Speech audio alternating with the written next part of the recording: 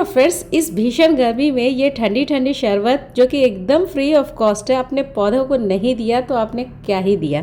Friends, ये जो आप मेरे हाथ में ग्लास देख रहे हो एकदम ऑलमोस्ट फ्री ऑफ कॉस्ट है, इसमें कोई एक पैसा नहीं लगा है।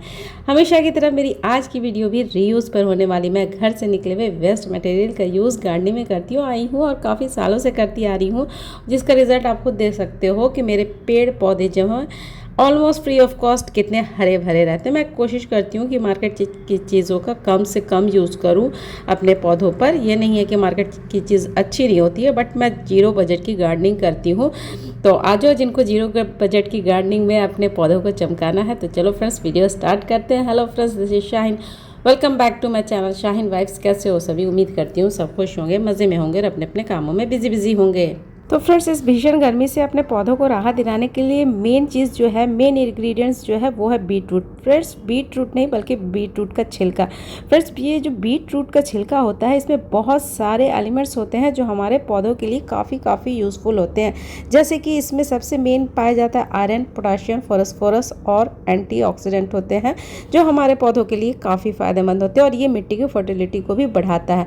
तो हर घर में बीट रूट आता है। कई घरों में बीट रूट सलाद की तरह यूज़ करते हैं, कई लोग इसके बहुत सारे डिशेस में भी यूज़ करते हैं, बहुत सारे लोग इसके जूस भी पीते हैं।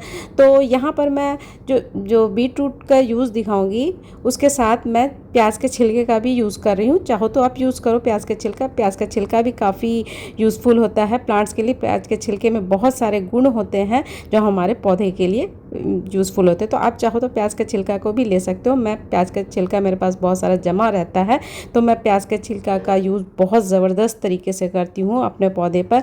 प्याज के छिलके में बहुत सारे गुण होते हैं। इसमें पोटाशियम, कैल्शियम, मैग्नीशियम जैसे मिनरल्स होते हैं जो हमारे प्लांट्स के लिए काफ़ी फ़ायदेमंद होते हैं। इसका आप मल्चिंग भी कर सकते हो और इसका आप पानी में सोख करके इसका जूस भी पौधे को दे सकते हो। तो हर तरीके से प्याज का छिलका काफ़ी फ़ायदेमंद होता है।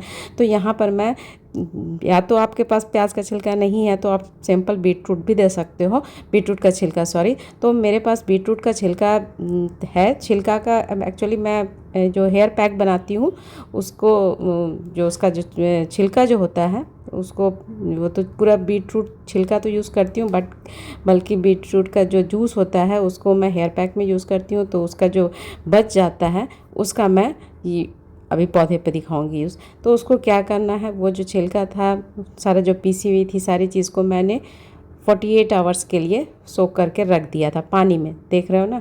और ये 48 आवर्स के बाद का मैं आपको रिज़ल्ट दिखा रही हूँ। तो देखो इस तरह से, इसमें प्याज के छिलके भी मैंने डाल दिए थे। तो आप चाहो तो डालो, चाहो तो नहीं भी डाल सकते हो। तो इस तरह से ये 48 आवर्स के बाद का रिज़ल्ट है। तो अब मैं इसको पौधे पर दूंगी, बट इस तरह से नहीं, इसको स्ट्रेन करके देना। तो इसको अच्छी तरीके से स्ट्रेन कर लेना ताकि कोई भी पार्टिकल्स है वो प्लांट्स पर, आपके गमले की मिट्टी या फिर किसी भी प्लांट्स में दे रहे हो, ये हर तरीके के प्लांट्स में दे सकते हो, तो वो पार्टिकल्स नहीं जाए। तो इसको अच्छी तरीके से पहले हम लोग स्ट्रेन कर लेंगे। फिर बीट रूट के छिलके में नाइट्रेट होता है जो प्लांट सेल में ऑक्सीजन सप्लाई को इम्प्रूव करता है। इससे पौधों की फोटोसिंथेसिस की कैपेसिटी को बढ़ाता है, जिससे कि उनका विकास बहुत तेज़ी से होता है। और इसके साथ ही साथ ये पेस्ट को भी कंट्रोल करता है। फ्रेंड्स, इसमें बहुत सारे कंपाउंड्स होते हैं जो कुछ पेस्ट को पसंद नहीं आते हैं, इससे पेस्ट भी दूर रहते हैं। और इसके साथ ही साथ ये सॉइल को, मिट्टी को भी सुधारने में काफ़ी हेल्पफुल होता है। तो अच्छी तरीके से मैंने इसको ये कर लिया, स्ट्रेन कर लिया। अब इसको ऐसे नहीं देना है फ्रेंड्स, जो मैंने स्ट्रेन की हूँ, जितना भी अमाउंट में आपका जूस निकला है, जितना भी अमाउंट में, तो उसके डबल आपको पानी देना है, क्योंकि ये बहुत ही ऑर्गेनिक बन रहा है। इतना ऑर्गेनिक चीज़ भी हमारे पौधे पे जाएगी तो अच्छा नहीं होता है। तो इसको हमेशा से आप डाइल्यूट करके ही देंगे, जितना आपका निकला उसका डबल अमाउंट में हम लोग उसको पानी में मिलाएंगे। और साथ ही साथ इसका मैं एक और आपको ज़बरदस्त चीज़ बताऊं, कलर बूस्टर की तरह भी काम करता है, मतलब कि फूलों के रंग को गहरा करता है। कुछ लोगों का कहना है कि बीट रूट जो है, बीट रूट की पिगमेंट्स फूलों के रंग में असर डालता है, खासकर गुलाब जैसे फूलों को, लेकिन ये कोई प्रमाणित बात नहीं है, लेकिन हम लोग ट्राई तो कर सकते हैं। तो इसमें बहुत सारे गुण होते हैं फ्रेंड्स, आप इसका यूज़ करो, फिर आप इसका फ़र्क देखोगे अपने पौधों पर। ख़ास तौर पे गर्मी के दिनों में इसका यूज़ करोगे तो आपके पौधे कभी नहीं जलेंगे और इतनी भीषण गर्मी में भी आपके पौधे एकदम हरे भरे रहेंगे। तो यहाँ पर मैंने पानी मिला दिया सो दैट कि इतनी ऑर्गेनिक चीज़ हमारे पौधे पर नहीं जाए। और फिर आप इसका एक दूसरा यूज़ मैं बता रही हूँ, कंपोस्ट बूस्टर। बीटरूट जूस को आप अपने कंपोस्ट में मिलाकर उसकी क्वालिटी को बढ़ा सकते हैं, क्योंकि इसमें शुगर और न्यूट्रिएंट्स होते हैं जो कंपोस्टिंग प्रोसेस को तेज़ कर सकते हैं।